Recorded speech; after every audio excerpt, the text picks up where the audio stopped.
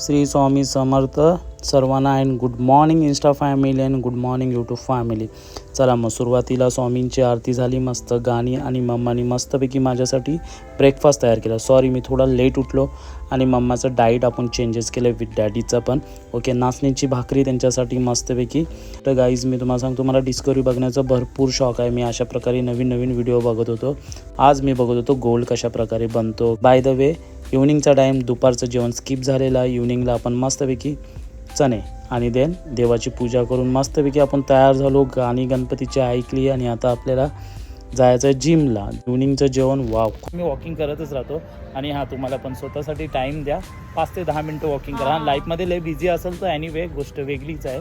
पाहिजे पूर्वी आपला चला आणि मग झाल्याच्या नंतर आपण देवाच्या पाया पडूया. मला एकच बोलायचं आहे की लाईफमधली जर्नी मी सांगतच असतो तुम्हाला यूट्यूबवरती, पण आपल्याला कोणच सपोर्ट नाही करत. कारण मी ह्या गोष्टीचं नोटीस केलेलं आहे.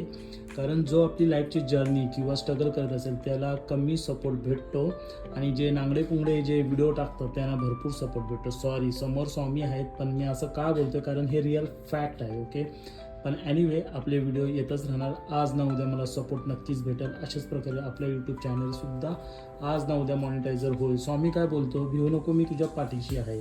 अशाच प्रकारे घाबरायचं नाही. Good night.